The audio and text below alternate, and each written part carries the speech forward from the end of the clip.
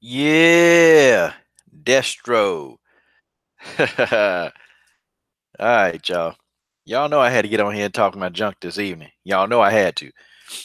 Uh, huh. I gotta wonder though, where were these hoes at again?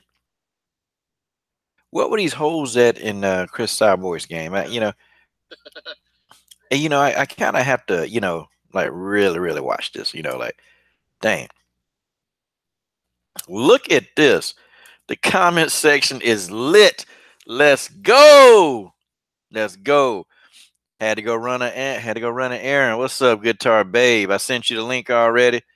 Dang, boy, everybody in the comment section already. God dog. Yeah, yeah, y'all. Hey, let's get this thing popping. Let's get this thing cracking. It's time to get at this now, y'all. Time to get at it. I told y'all the Winkle John curse. The Winkle John curse, y'all. I keep telling y'all that curse is real. Okay, the curse is real. Oh man. Woo, woo, the Winkle John curse. Hey y'all, told you better put some of that water on your behind, huh? I don't know what better do. But that Winkle John curse better be good. Yeah, yeah, Rodney. You know what? I blame the UFC women's featherweight division for this. Okay. Oh, Keith Brown, what's up, man? Hey, let me go ahead and send these links out. Okay, 18 of y'all in here. God, dog, we just got rolling. All right, I'm sending out links. Guitar Babe, I've already I sent the link out to you already. Okay, let me see. Keith Brown, MMA boxing. Okay, just sent you the link. Okay, so you guys come on and roll up in the chat, man. Let's get a nice chat going, y'all. Let's talk some fights. On the menu, definitely gonna talk about Chris Cyborg Kunitskaya. We're gonna talk about Deontay Wilder versus Ortiz, and that's where Keith Brown is gonna come into play. Whoa, whoa, whoa, whoa! Hold up! Super chat, super chat, super chat, super chat, super chat, super chat, super chat. Yeah, I think I'm about 15 minutes late. I had to go run an errand, man. And if I didn't get this errand done, it was gonna be my head on a platter, man. And I didn't want that. Shout out to TC Johnson in the super chat. That's what's up. Yeah. Okay. All right, Keith Brown. I sent you a link. Guitar Babe. Your links are there in your emails. Check it out if you're coming. Let's go. Let's see. Rodney P says Bellator can have Julia Budd, Eileen Blenko, Amanda Bell, Sneak Kavanaugh, Aaron Belibra, Brittany Elkins. There in your emails. Okay. Check it out. Coming. Let's go. Hold on, see. You're echoing, man. You're echoing. Julia Budd, Eileen Blenko, Amanda Bell, Sneak Kavanaugh, Aaron Belibra, Brittany Elkins. There in your emails. Check it out. Coming. Let's go. Hey, Keith. You're echoing, man. You're echoing. Keith. Keith. Yo. You gotta actually move back from the you gotta move your microphone back from your computer speaker. Like you gotta okay. Yeah, because it's creating an echo. Yeah, how he is now. You gotta okay. You gotta move your microphone back from your computer speaker. Wait a minute. Oh, okay. Yeah, because it's creating an echo. Okay, I think you're good now, man. Thank you good all right. Now. Yeah. Matter of fact, I just went to my phone because I don't know how to use the mic too good yet. Yeah. Okay. Well, let's talk about these fights, man. We'll start off. You will start off with. Let's start off with let's just talk about Cyborg Kunitskaya, man, because then we can get to. We can definitely get into Wilder Ortiz. It's been a good night of fights all around, and the Cyborg haters are out in full effect, y'all. The Cyborg haters are in effect. We know they're gonna come up with this, but God dog, Keith, how they gonna explain this? Man, they ain't gonna be. They can't. Man, they can't explain it at all on this one. on both ends of the topic of this video live stream. Oh man, they can't explain this. I'm gonna tell you something, man. God dog. Did you see what Chris Cyborg did, man? Well, I did watch the highlights because I was watching that Wilder versus Ortiz, though. Yeah. That's all it was. It was a highlight reel because Yeah. The there was a couple. highlight. There was a couple of strikes and that fight was over. Yeah. I mean, she beat the out of PG-13 channel. She beat the S out of Kunitskaya. I mean, she whooped Kunitskaya ass. Yeah. That's how I seen it. Man, it was crazy. Yeah. Like, I don't. Yeah, oh, man. No, go ahead. I'm sorry. yeah. When I watched the highlight, man, I seen once Chris Cyborg land that right. Man, she went for that takedown and got it, but Chris Cyborg got out of that takedown with no problem when she got on that cage. Yeah. And re-got herself. And then when she came with that right again, it looked like the old Chris Cyborg tonight, basically. Yeah, man.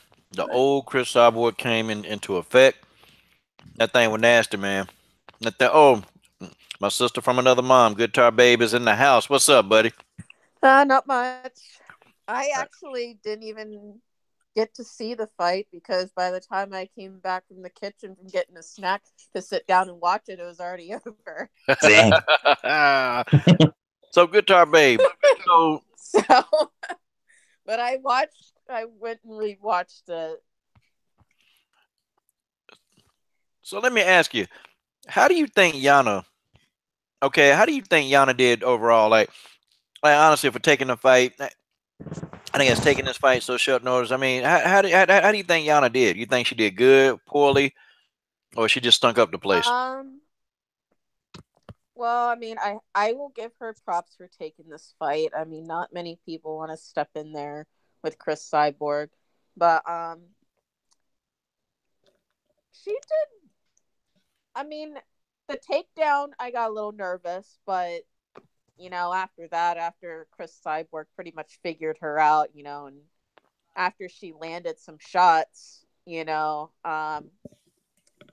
actually kind of towards the end there, she kind of looked a little, and I could be wrong, but she actually kind of looked a little scared to me. Like she was doing that, she was standing there doing that tiptoe thing, like, oh my gosh, don't hit me. Like she did not want another shot to the face. I mean, she's talking about how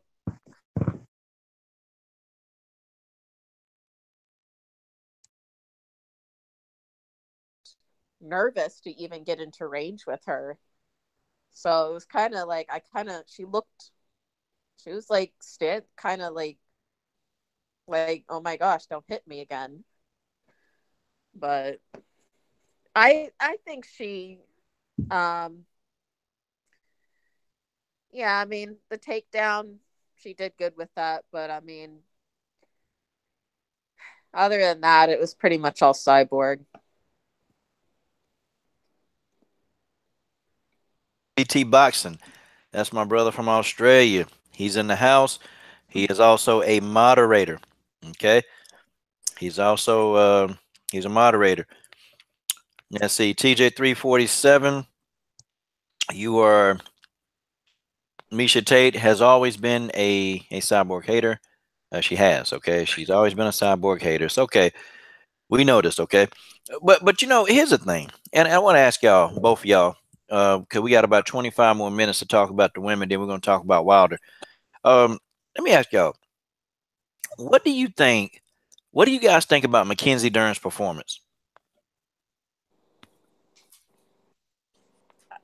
Well, I didn't really watch the UFC fights tonight. Okay. Good time. Maybe Good Time Babe probably can answer that one. Okay.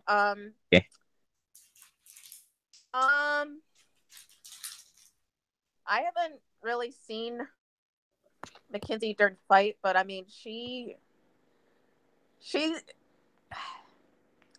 I mean her comfort zone is definitely her ground game, but she's got a lot of work to do on her stand up. There's no head movement there. I mean, she's throwing wild punches, and it doesn't look. She doesn't look like the stand up needs improvement. I'll just say that. Um, I don't know. I I wasn't impressed. It was a good fight, but I wasn't impressed by her. Simply for the fact that I actually think Yoder won that fight 2-1, and that's just my opinion. People can disagree with me about it, but I had Yoder winning that fight. I think she did more. Yeah, I'm not really impressed. I'm one of those like and I'm not going to be impressed until I see how she does, in top 10 competition or against top 5 competition. So right now, I'm not impressed. I'm not impressed with her resume. There's nothing I'm impressed with besides her jiu-jitsu, but everything else I'm not impressed with. So overall, there's not, I don't know. It's not, it wasn't what the UFC was making her out to be for this fight. So I'll just put it that way. Yeah, Mackenzie Dern looked. She looked sloppy. Okay, she looked real sloppy. Um, she was aggressive though. I like the fact that she wasn't afraid to mix it up on the feet. But that's just not where she's strong at, man. And she was like a fish out of water. And she was trying to do these takedowns, and she wasn't taking them. She wasn't trying to take Ashley Yoder down at angles. And I've told people too. Just because like you're good on the ground, that don't mean you necessarily know how to take a person to the ground as good as you should know how to. And we can definitely see the holes in Mackenzie Dern game. I thought Ashley Yoder landed the more clean, effective strikes, and I thought that she did more in the fight. I thought she did. And it's like those judges, they gave her like a big round for a takedown. And that's all Mackenzie Dern did. She did one takedown. Okay. One takedown, and that's it.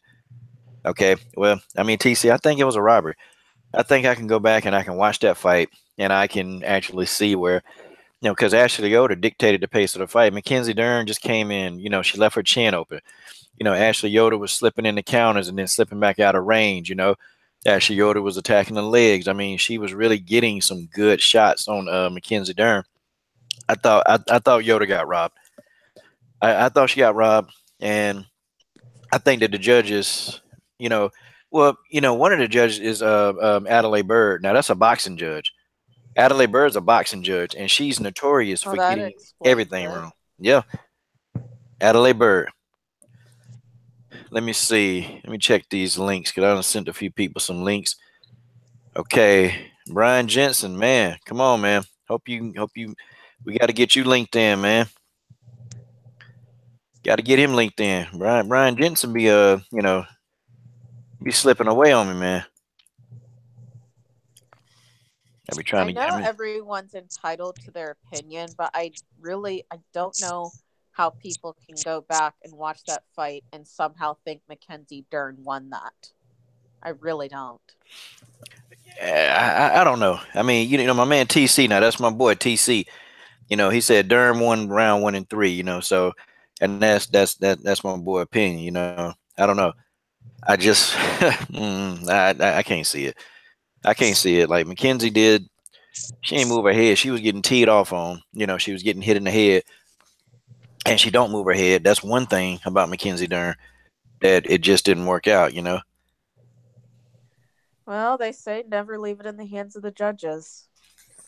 Yeah, yeah, yeah, yeah. Wait a minute. Oh, wait a minute. TJ coming in. Hold on. I got to get these links. I tell you what. Let me situate. Let me put myself on mute, and I don't know. You guys just talk away while I sort these links out. Hey, TJ, drop your email in the chat thread again. All right. Yeah. Yep, I'm here. Oh, okay. Yeah, you seen the Zingano fight, Guitar Bag? Yes, I did, and yeah, that was tough to watch because I'm a Zingano fan, and I was kind of hoping she would come back, and have this big comeback win. I was hoping for that for her, but I kind of I kind of knew what the result was going to be. It was painful to watch. Toward that last round, it looked like Kat Zingano actually hurt her leg there when she did that kick, and I was like, "Uh oh." But yeah. I think she showed a lot of heart. Kat Zingano, she didn't quit. She kept coming at her. I just think that, you know, she hasn't won a fight in 4 years, and I think Kat Zingano is still stuck in that her era of competition of women from 4 years ago, and this is a whole, it's 4 years later. This is a whole new level and whole new era of competition that she's facing now, and I don't think she's faced that before. So I just think she's past her prime, and she's been through a lot. She hasn't been the same since she lost her husband. And that really, I think, is what started her downfall. And she just has not been able to, pick herself back up. So I'm gutted. I'm really gutted for her. I don't know where she goes from here. Yeah, I 100% agree. Like you said, she probably got that mental breakdown since her husband, like you said, since she lost him. So even when she training hard, it's like her mind probably ain't fully recovered still. Yeah, I don't know how you recover from something like that. And not just Yeah, that, though. She's yeah, had some injuries that have put her out for a while, too. So she's been dealing a lot with her health. And she has a kid, too, she has to take care of. So, yeah, and just the time off, and I don't think putting her up against Keitlan Veria was a great idea, for her. She took a lot of time off. It's been almost a couple years now, and to put her up against somebody who's just been destroying people, I don't think that was a good Hold comeback on. fight. I think they should have given her a tune-up fight, Hold on, just to guys. get herself back in. Hold on 1 second. I'm sorry. I must acknowledge this man in the room. 78 Sports TV has arrived in the comment stream. 78 Sports TV. Um, I would love to hear his thoughts. And matter of fact, we'll take it. We'll break into it, guys. I get because 78 rarely comes in this stream, so when he comes in, I just want to get an open thought from 78 Sports TV, guys, on the Deontay Wilder fight, and keep out here from you, and then Mia. I know you still there. Um, Let me know 78 if the kids will allow you to jump on the stream. They may still be watching Dragon Ball Z at this time.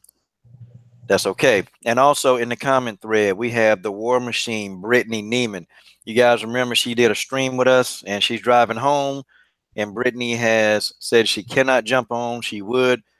Uh, Hopefully, War Machine will get home and check in and just come in, for a minute. But it is what it is, okay?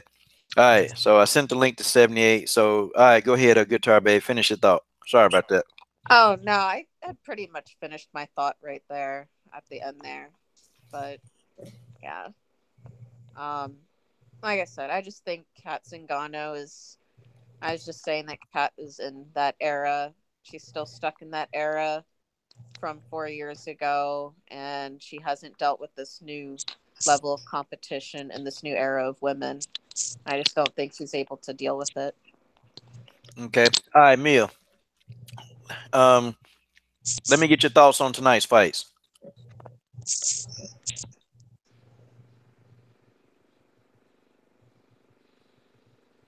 All right, Mia. The chat room trolls, they have sucked Mia out of the chat. Mia, come back to us. Mia. Oh no. I'm here. Super chat, George Page. All right, go ahead, Mia. What were exactly were you talking about? Like it buzzed out for a second. Oh Lord, how's Mia gonna explain this, y'all? This is why I make a terrible ref or judge. I just sometimes sleep for a few seconds. No, the question was, what were your thoughts on tonight's fight? Cyborg, Cyborg Kunitskaya, um, Dern versus Yoder, and Caitlin Vera versus Kat Zingano.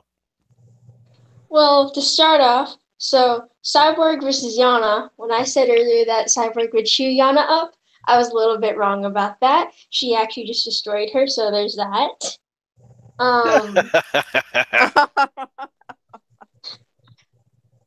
And then who was it? Cyborg versus Ketlin. I was worried about that nearly 4-year layoff.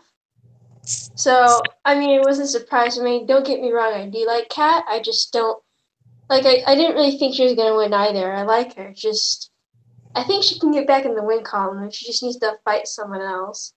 And then Ketlin getting a title shot. I don't know. She doesn't have the same stand-up game as Amanda. I think Amanda is more technical. And that to handle Amanda's power, I don't know how she would do with that. And then let's say who is it? Who did Mackenzie Dern fight again? I forgot. Yoder. Ashley Yoder. Okay, Yoder. I kind of feel bad for Yoder. Like I don't think the UFC thinks like, what if the other person wins? Like it kind of backfired for them when Stipe lost. I mean, Stipe won.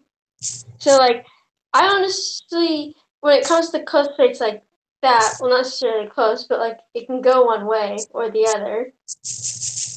It just kind of feels bad for the person who's on the losing side and you just lost to the UFC favorite.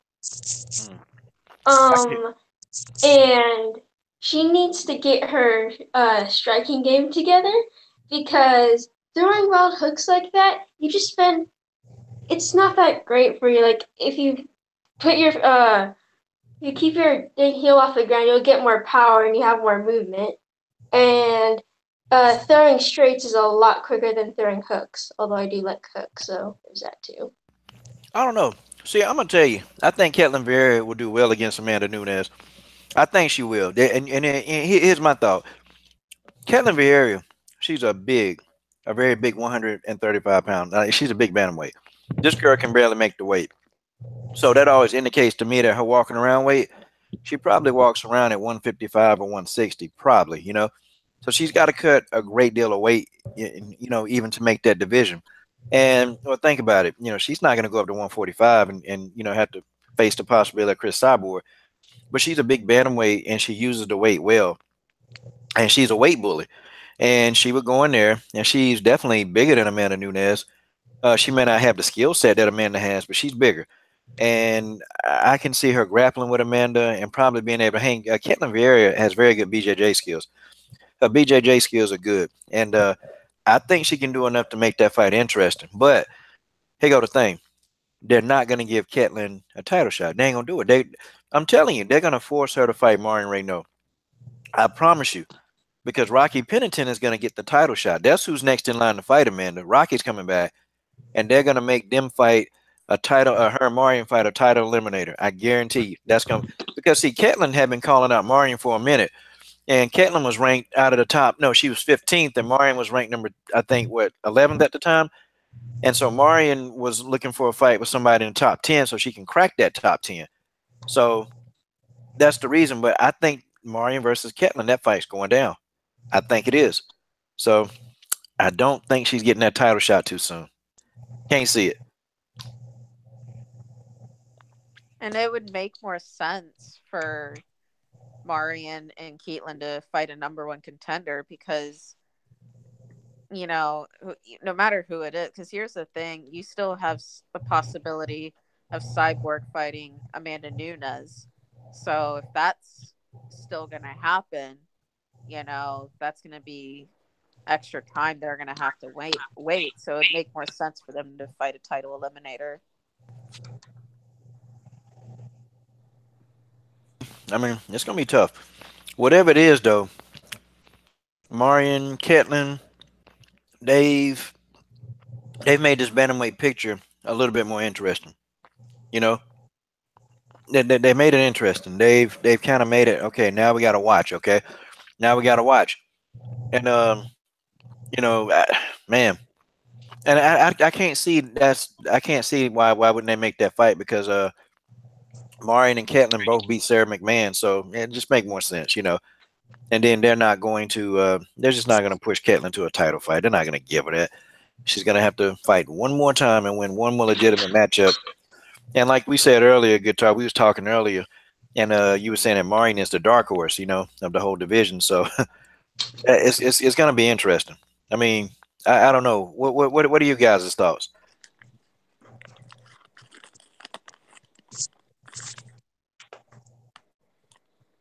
As far as Marion, Yeah, just the whole thing of what I was saying. well, I pretty much basically agree. For first, how you said the first part about the Marion, that's the main thing I heard though.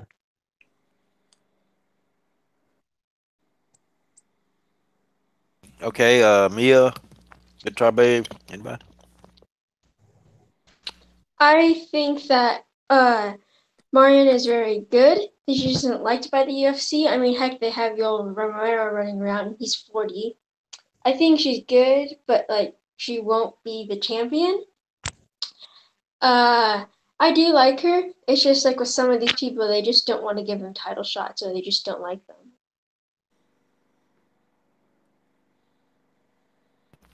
Okay, well, I guess I don't know, boy. I don't know. It's gonna be tough. It's gonna be real tough. K by Blocks, and what's up, man? Hope you stand up a little longer, man, because we are gonna talk about Wilder. We got about maybe 15 more minutes, man. We're gonna talk about Wilder. Okay, let me ask y'all this, guys, and y'all can say whatever you feel. What do you think the Chris Cyborg haters are gonna say?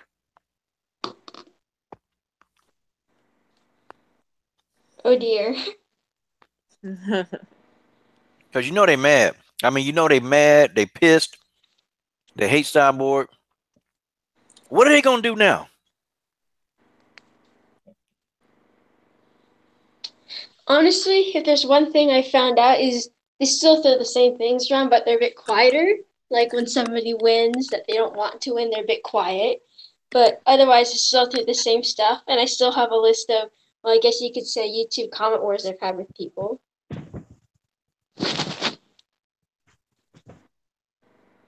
Okay, I mean, I don't know, Keith, Guitar Babe, what y'all think, man?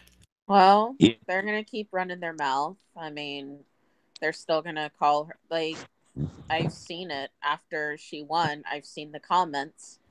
People are still writing it. They keep saying that's not fair. She fought a man. That's the main that's it's getting so old. That's all they can come up with anymore. That's all they can come up with anymore. Or she's a cheater. She's been clean for years now. How is she a cheater? She's been clean now. And why do you call her a cheater, but you call John Jones the GOAT, who's cheated multiple times now? How they gonna explain that? Exactly. How they gonna explain that? Oh boy, it's a fun time. It's a fun time because watching all of the Cyborg detractors. You remember they were saying that she was afraid to fight Amanda Nunez. She just called out Amanda Nunez. She called out. She said Amanda been talking that junk. Now we got to handle this. Oh, how they gonna explain it? But she's still running from her. She's still running from her, even though she called her out. She's still running from her. Yeah. Crazy. She's running from Amanda Nunez, but God dog it was good. But I tell you what, guys, we got some time. Hey, let's talk about some of the other little fights. Hey, did you guys check out O'Malley versus Ortega?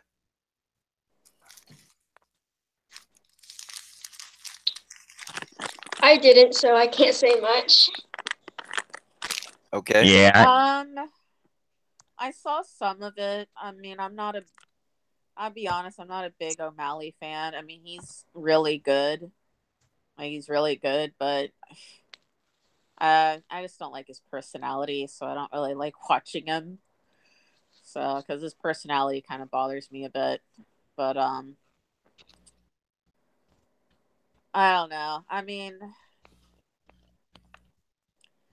he's fun to watch, but like I said, his personality at the same time just kind of throws me off. So I'm not really big on him. I actually call him Conor McGregor Jr. That's who he try to be like. Even got tattoos like Conor. They call him Conor McGregor. Conor McGregor Jr. Yeah, Oh, by that's the way, why is he allowed to smoke marijuana? who McGregor. No, O'Malley. Hey, he probably convinced him that marijuana is a medicine, which it is. That's that good stuff, boy. Now if he's smoking marijuana, me and O'Malley, hey man, pass that blunt over here, O'Malley. I tell him pass that joker right on over, man. Let me take a couple puffs of that, man. You know, That's I mean, Asian's golden boy right there. yeah. I think Dana is going to. Dana loves his kid. I think he like him better than Super Saiyan Sage Northcutt. I think he do. You know, Sage Northcutt could do no wrong. Sage Northcutt could spit on Dana White. Dana White would just wipe the spit off and say, "Hey, Sage, stop playing." Okay. I mean, you just don't know. You just don't know. Brittany says I don't need marijuana. I actually, you know what? I use marijuana oil. I gave some to my neighbor, and it actually dried up. It dried up a tumor. So it's a medicine. Oh, it's a medicine. Trust me.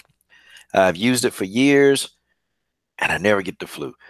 XA Gucci 23 super chat, super chat, super chat. That's what I'm talking about. That's what I'm talking about.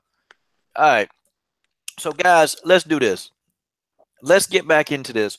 Where is the future now? Okay. Where is the future in the strawweight division? Okay. Who do you think? Okay, let's talk about this. Who do you think they're gonna put Dern up against? Okay. Like, who are they gonna have this girl fight next? Well, if they're trying to make another Paige Van Sant, they're gonna put her up against Cans to beat to make her look good. That's what I think. They're gonna give her a bunch of cans to beat, and then she'll beat them all the way up to, I don't know, I guess until she gets to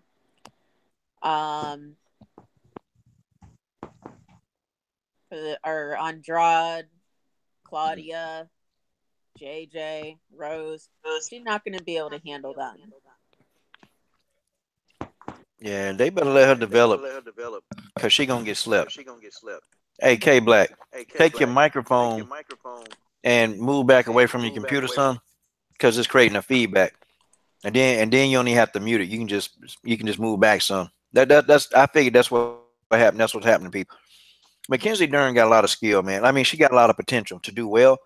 So I'm not gonna completely say she's garbage. And she's not garbage. It's just that she don't have the technicality to deal with some of the upper echelon, and she's not supposed to be able to deal with them yet. She's not supposed to be, because she's still a prospect. And I think me personally, I think Mackenzie Dern should have spent some more time in Invicta. Maybe even became the Invicta champion. Or I'm sorry, LFA.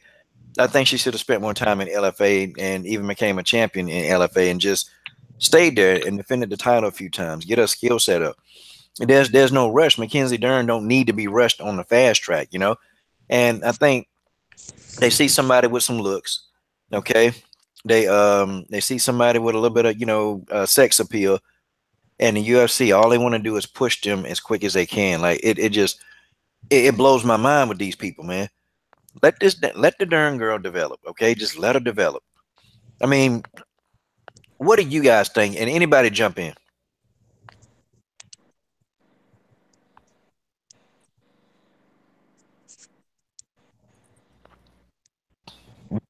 The ladies probably got this conversation better right now.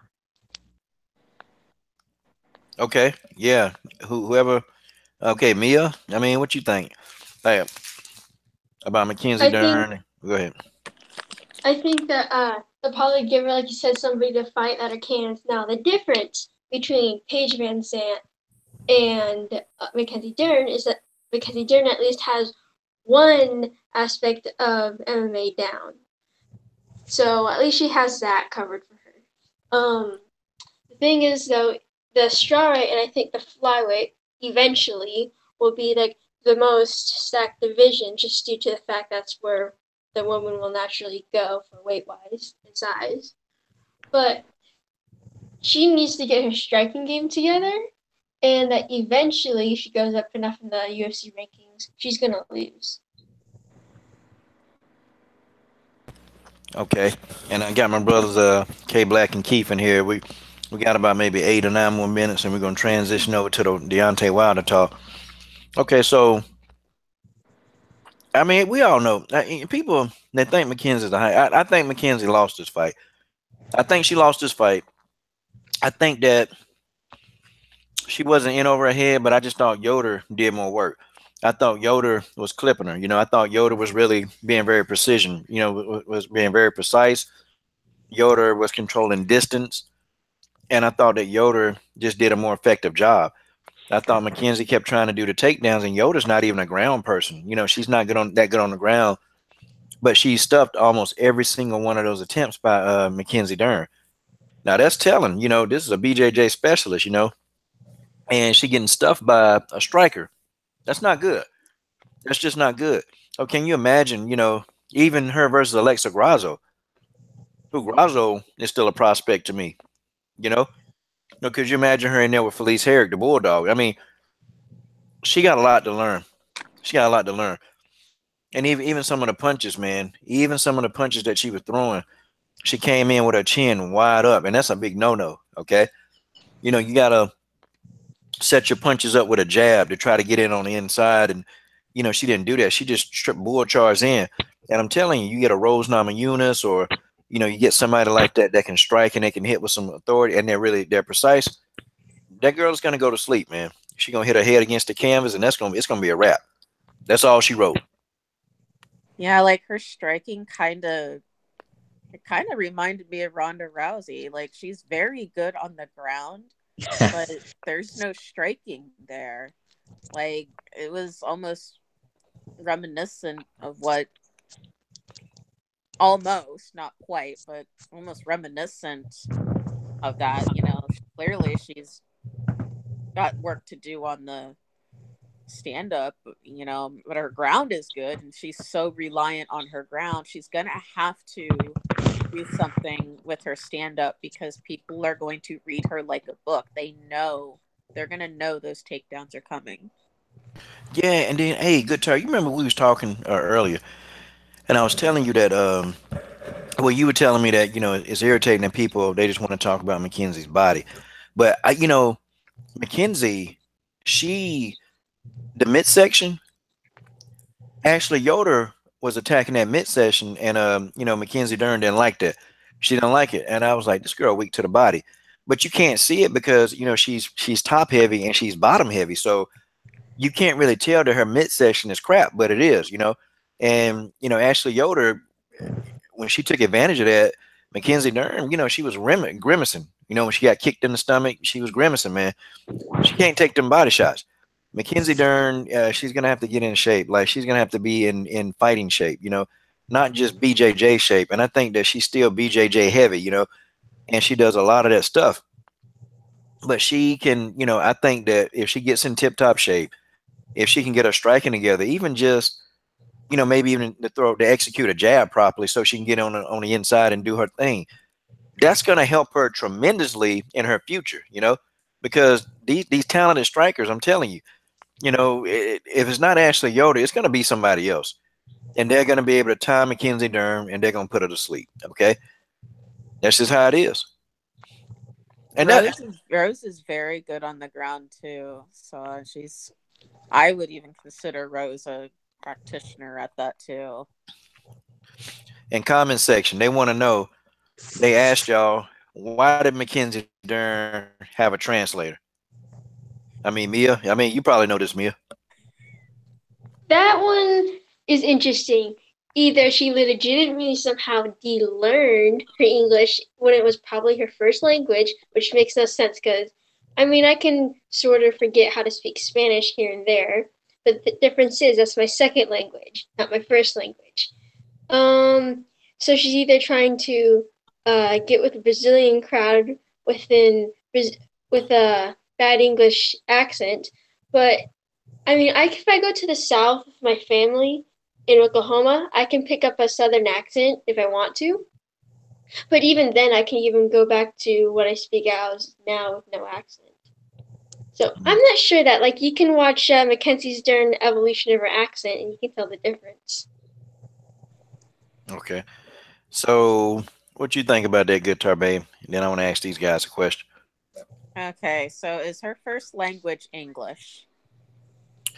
Shoot. Like, is that what she grew up with? I have no idea. We got to ask somebody in the comment section. Because I'd like to know that. I mean, she's an American. Okay. If anybody would know this, would be TC Johnson. Okay, TC Johnson know everything. Well, I'm just gonna go with the fact that her first language is English because her Brazilian accent is not. It's confusing to me, you know. I don't know. I mean, I don't like to judge, but I don't know. I personally feel like she's trying too hard to have a Brazilian accent. That's just my opinion. I think she's trying too hard. She don't even look Brazilian. And the upsetter says she's from Arizona. Oh, she's a fraud. God dog it, Mackenzie. You're a fraud. You are a fraud. How's she going to explain this crap? How's she going to explain it? So, okay, let me ask these two guys something, Keith and K Black. Let me ask y'all. Okay, so you guys may have not watched the fights. I know y'all here for the boxing. Okay, y'all may not have watched. So I know you guys are both familiar with Chris Cyborg. Let me ask you, if you were a coach, what would you tell your fighter to do if they had to go in there and try to find holes in Chris Cyborg's game? We'll start with you first, K Black. And this is K Black Boxing, the great K Black Boxing. Yes, sir, man. It was good with you, coach, man. It was good everybody on the panel, man. My brother Keith Brown, man, is an honor to be on this panel with you, brother. Also, man, subscribe to my brother Keith Brown, MMA and boxing, man. He's phenomenal in MMA, men's MMA, as well as women MMA, as well as boxing, man. Brother got a phenomenal channel. Subscribe to that brother and get his subscribers up, man. Yes, Lord. Yeah, thanks, K Black, man. Yes, sir, man. Hey, man, from curious, I have seen Chris Cyborg fight, man. Like I said, I'm not versed in MMA or women MMA, but I've seen her fight. She's a very strong fighter. Man, I don't know. Like, you're gonna have to see if you can, I guess, see if you can try to take her down to the ground, man. I mean, because standing up with her, man, you're gonna get your face beat in. I really don't see any other ways to beat Chris Cyborg, man, other than maybe take her to the ground and see if you can like beat her with submission or something like that, man. God dog. K Black said beat her with submission. I respect that. K Black, that's a good answer. Hey man, you good, man. You good. You broke it down easily. And you know, it's not even his specialty, man. Imagine if this man watched the fight, man. K Black would come up with a game plan and it'll probably work. Because K Black knows a lot of stuff. What about you, Keith Brown, Boxing and MMA? One of my favorite channels. Oh man, thanks. But man, I would say, man, similar with K Black, but I'll say probably even Chris Cyborg conditioning is crazy, and she could take hits real good, but even she could if they could go to that body a little bit and try to go for a takedown. But if they do, they're gonna have to do it fast because Chris Cyborg, she could be, man, the way she sings, she could be like a fish in the water too. So man, if they could do it and they gotta be giving that submission like fast as ever, like on it. Like can't let no second waste. Like when she lost her very first fight, but even though she well more well more resolved and everything, it's gonna have to be something like that again. Wow. Keith Brown, boxing and MMA broke it down, y'all. Broke it down. I'm talking about broke it all the way down. So, okay. Who do you guys think? And anybody, y'all can answer, and it don't matter. You can say anybody. Who do you guys think could probably beat? Who do you guys think could probably actually beat Chris Cyborg? Like, they got a legitimate chance. Like, you go in there, they say, hey, I think this person might can get the job done. Oh man. Well, there's only one way I could put this. If man, I'm gonna use even though I don't think she would because her size different, but Valentina Shevchenko. But say if they walked around almost the same weight, I think she would have the chance if it wasn't for a weight. Because I think she got the skill set to do it, but she just will be too small though. Okay, so you're saying if Valentina Shevchenko was the legit 145 pounder, she could beat Chris Cyborg. I say it would be a good chance, yeah. Okay. All right. What about you, K Black? I mean, man, I'm gonna be totally honest, Coach. Man, I've seen I've seen Cyborg, man, and only person that's gonna beat her is her. I mean, I don't think none of those guys. I don't think none of those guys are able to beat her. I mean, I'm sorry. I don't think none of those women are able to beat her, man. So they just gonna have to go ahead and just take those L's until she basically like age out or something like that, man. Damn, man. Yeah. That's I mean, that's it. I mean, they gonna age out. Let her age out like your boy Anthony Joshua trying to do to Wilder. And that's going to lead us into this next thing. So, Mia, who do you think? Who do you think could actually beat Chris Cyborg? In MMA right now, nobody. Okay, well, who's got the better chance to actually, like, if it was boxing, I would pick Cecilia Brackets. Sorry, not Cecilia Brackets. I mean, Clarissa Shields. God, dog. Yeah, I don't know, y'all. I don't think it's going to be anybody for a long time. That's just how it is. But yeah, to all the Cyborg haters, I know y'all hating us. I know y'all don't like this.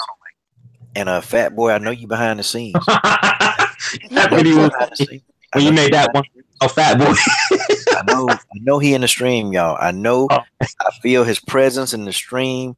I smell Pop-Tarts. I smell Angel Food Cake all in the stream. I know you there, Fat Boy. Because he kept trying to tell me, man. He was telling me, you know what, Yana Kunitskaya might be the dark horse that just take Cyborg. And I know you were just trolling me.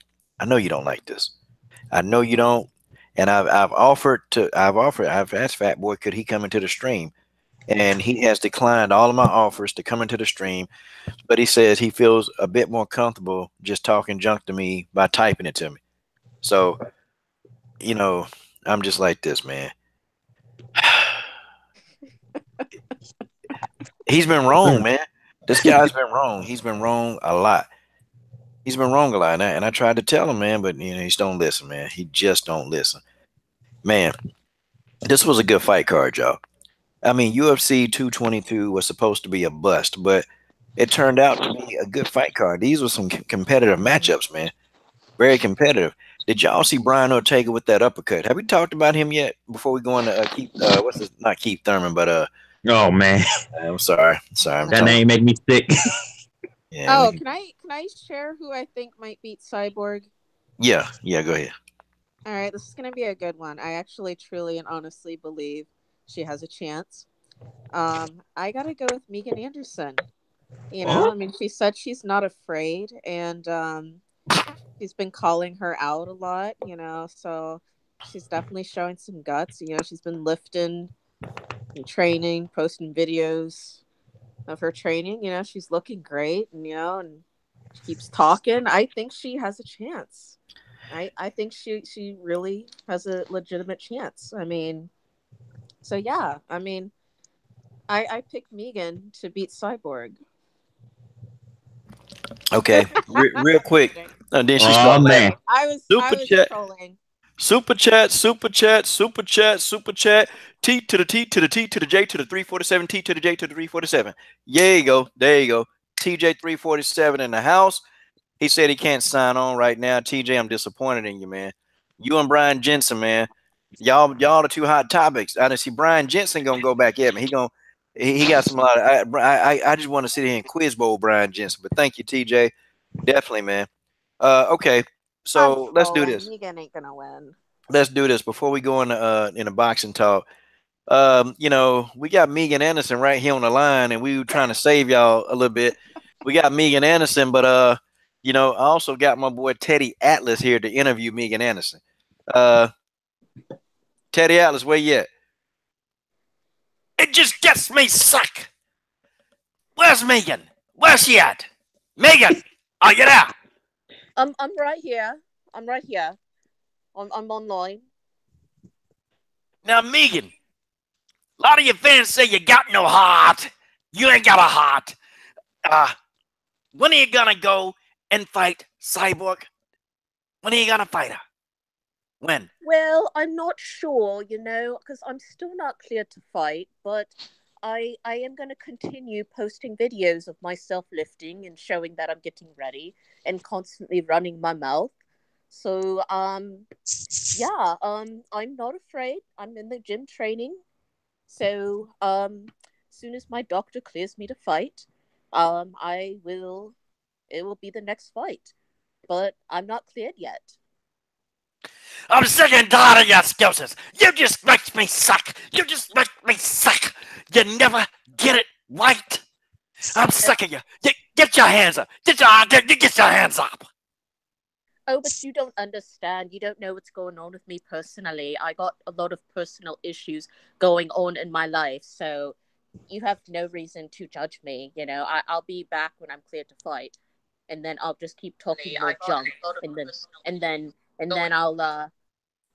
then I'll be back in. Nobody's judging you, kid. I ain't judging you. I just want you to get in there and take the fight. Take the fight. You're beating up on Charmaine Twite. You beat up on Charmaine Twite. She's 39 going on 60. She's going on 60. You beat up a 60-year-old lady. Get in there and fight some real talent. Fight some talent. You called out Holly Holm. You called out Jermaine Duran to me. And Cyborg, she pulled your card. She pulled your card and you ran. I can't even do it anymore. I'm losing it. Okay, Yeah. y'all. That voice is funny. Okay, guys, we're gonna go into the second segment, and I gotta start my man K Black Boxing. I gotta start with him. K Black Boxing. What did you think of Deontay Wilder's victory over Luis Ortiz? Man, I know this is only March, but I'm gonna be totally honest, man. I don't think it's gonna be very, very hard for any other fight to top that fight, man. Um, Everything you wanted to see in Deontay Wilder, any questions that you wanted, any questions that you had about Deontay Wilder, in my opinion, was answered tonight, man. They said he didn't have a chin. They said he didn't fight nobody of substance. He fought somebody of substance. He fought somebody that pushed him to the edge, pushed him to the limit. He battled back. He showed heart. He showed resilience. He showed that he had a chin, and he got the job done, man. He hurt. He dropped Ortiz early.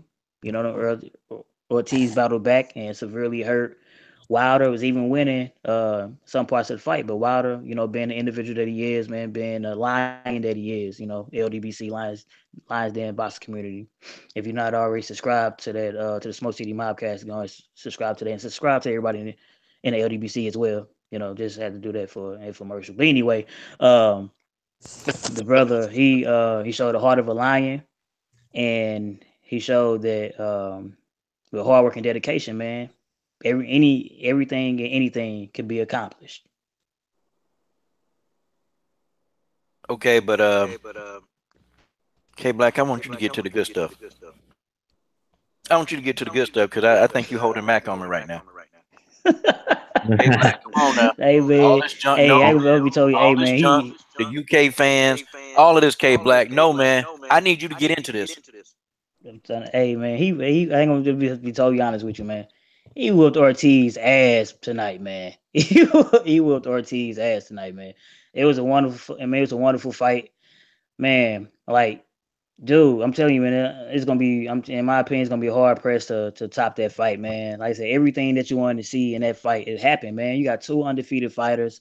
The Cuban background of Ortiz, it was shown tonight, man. Like Ortiz, he didn't want to lose, man. I mean, he had counter punching, hit him with left straights, man, and he was trying to take Deontay Wilder head off, man. I don't know what held Deontay Wilder up. Man, I heard that he was sick too, man. You know what I mean? That's probably the reason why he came in so light. 214 pounds going against a 241-pound man. He was giving up 26 pounds.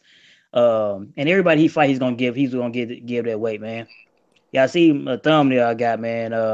The profile pic I got Deontay Wilder stretching out Bermane Stavern, man. And that's how I believe that's what Deontay Wilder's gonna do to everybody he fight, man. Nobody's gonna beat this guy, man. Okay. Hey, hold on real quick. Good tar babe. My sister from another mom. She has to leave us. Good tar babe. Anything you want to say before you leave? I want to say it's been nice being on here. I thoroughly enjoyed it. It's always a pleasure to be on here and talking with you guys. So, okay. And that's go ahead. So I gotta be at work in the morning, so I gotta get to bed. So you guys have a good night. You guys enjoy the rest of your night. Okay. All right, good there, babe. It's always good being on live chat with you.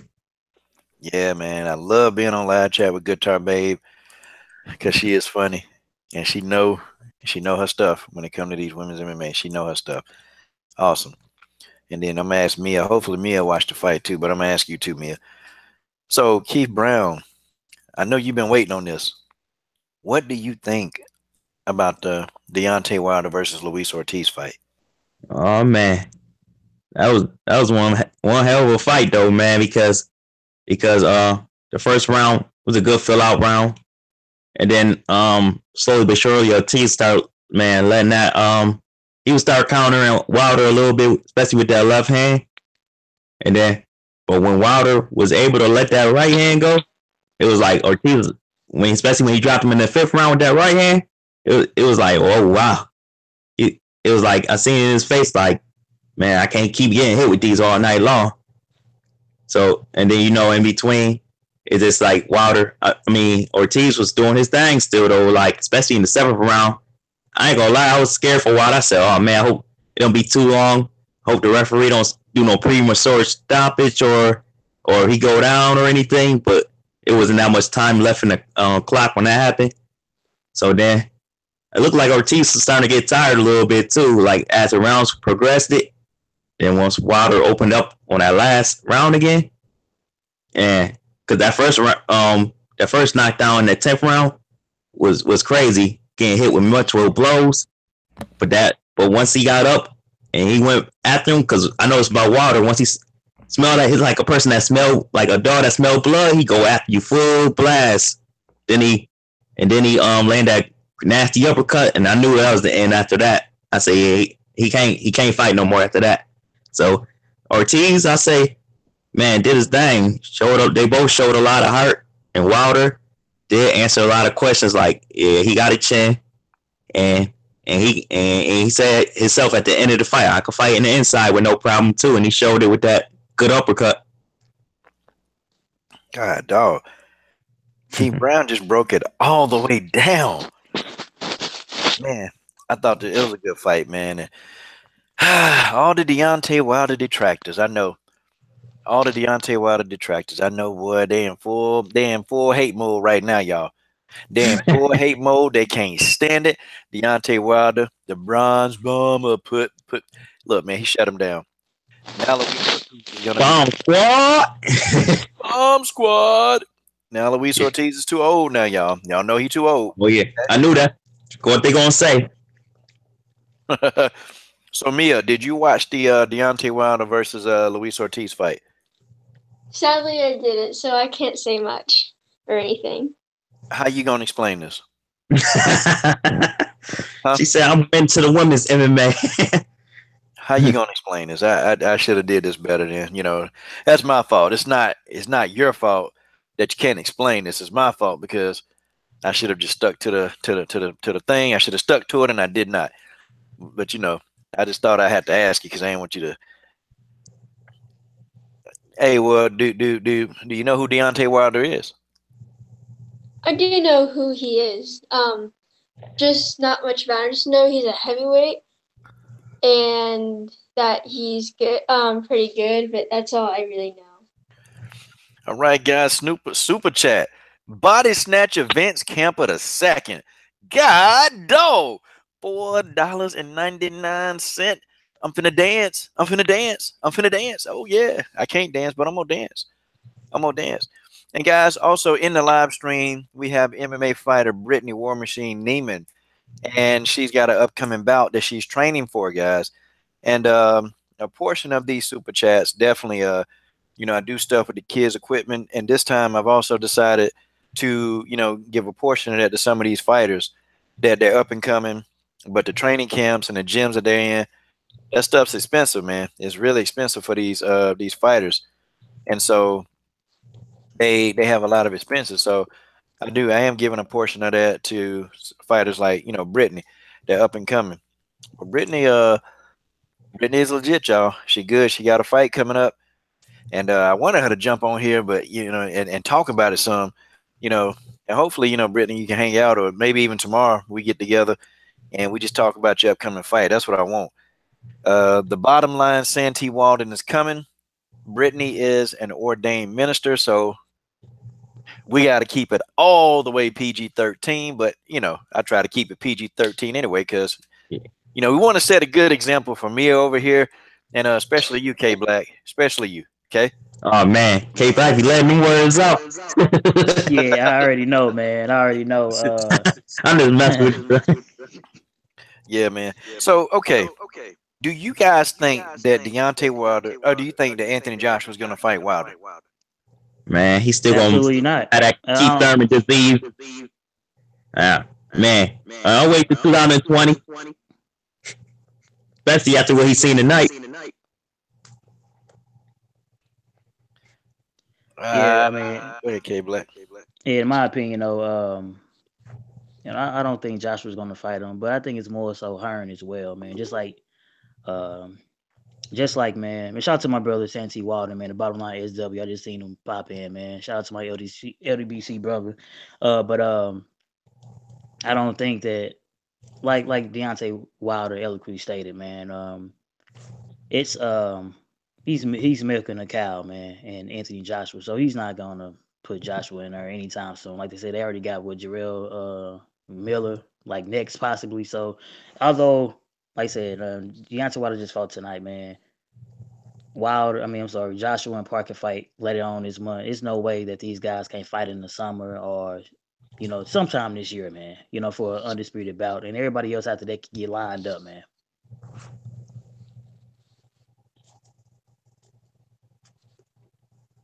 Okay, that's what it is. Hey, y'all, my man, the bottom line is in the live stream right now. The bottom line, any kind of comprehensive news, you want boxing talk, he got it. You want political news, the best political news source on the way. He's gonna tell you what's going down with the president. This guy's been he's been accurate.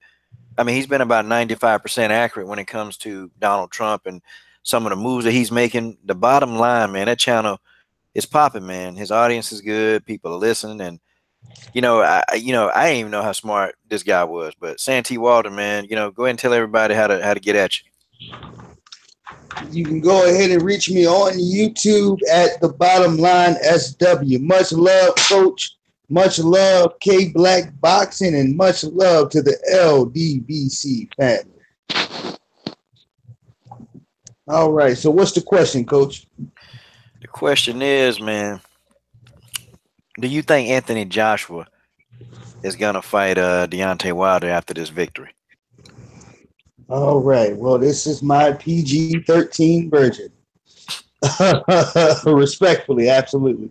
Um, I in my own personal opinion, I feel like, yeah, it's really worth it. I think they were waiting for something like this, and now that it has happened, it has boosted the fight. It's put some extra stank on it. You know, sometimes you can't really come to the table the way that you want to until the money looks good. And I get it to a certain extent, except for boxing. Except for boxing. I don't like excuses when it comes to, all right, these are grown men. Why won't you fight another grown man for legacy? We're all here for legacy. This is for the record book. This is for history. Why won't you do it? But when you're talking about greedy bloodsuckers that are only here for a paycheck anyway, you know, all right, I've just beat one of the other dangerous man in the heavyweight division. So why not give me an opportunity to fight for it all? We're the only people that's left. Once you beat Joseph Parker, which he's going to beat him, I don't think he has a chance. Maybe he does. If he does beat him, then I apologize early right now, but I don't see it. But once he beats that man, there is no other opponent that is necessary nor worthy to step in the ring and to be able to successfully cut a rug. You can't cut a rug good enough as Deontay Wilder can. He just showed that to the public, being hurt, stumbling, man, looking like, look, he had me praying in the middle of the hallway. I had to get up, walk in the hallway, go pray, and then go back into my bedroom with my old lady and sit down next to her and watch the fight. That's what type of mentality I was into. So, you know, now that the house is quiet, I'm settled. I'm very settled. I done ate twice since then. And I feel good. I done watched the fight. I'm watching the fight now. And what I know for sure is that, number one, Deontay Wilder is more intelligent than the credit that he gets from the media. Number two, Deontay Wilder is truly fearless. He fears no man. There's no way possible you can get stumbled 2 times, be doing the stanky leg somewhat, trying to get yourself together, and get your bearings back, step back in here, and then completely wipe your opponent out. Is Anthony Joshua and Eddie Hearns going to fight Deontay Wilder at this point after this victory? I'll point to yes. It's definitely not no. And if it's no, if it would be no, it's strictly because of fear. It's strictly because it's like, all right, hold on. We're going to get to you, but let us collect a couple more paychecks first. We know you're in high demand, but let's see if we can get, 2 or 3 more fights and paychecks first before we end up ultimately getting the boot to the hind parts. Right. Okay. Santee Walden, man, this is great commentary about a legendary Santee Walden. Hold on. I got to put that on hold. Let me address you, Eye Candy. You. Now, you're sitting in the comment section. This is a pro Marion Reynaud channel. This pro Marion Reynaud. Now, for you to sit in that comment section to say Marion Reynaud has the personality of a cardboard box is blasphemous, okay? You should, you know what? I'm going to give you 10 seconds to shut down your account. I'm going to give you 10 seconds to shut down your account and bow down and say, Coach, I'm sorry for insulting Marion Reynaud. You got 10 seconds, and I know you're going to do it because you're a woman of honor. Stop hating on Marion Reynaud. Marion Reynaud went in there and beat up Sarah McMahon. Remember, you were one of the ones that said that Marion Reynaud would lose to Sarah McMahon. Eye Candy, how you going to explain this? How you going to explain this? She said goodbye. I love Eye Candy because she always picking on me. Picking on me. All right. But Santee Walden, man, he dropped some nuggets, y'all. Santee Walden dropped a lot of nuggets, y'all. And guys, when he talking, man, this guy boxing game, I'm learning more stuff from him about the boxing game, the political arena. But he dropped some nuggets, man. So let me ask the next question. And then I'm going to kind of circle back around and then I'm going to ask you a question that you can answer. Okay. So with this win, with this loss, what do you guys think happens to Luis Ortiz? Okay. Like, what's his future? Do you think he's still going to be the most avoided man in the heavyweight division? Because before Deontay Wilder got a piece of that, okay, he was one of the most avoided men in the heavyweight division. All right, I'm going to let y'all have the floor. Hey, Absolutely. Absolutely. I like that K Black boxing.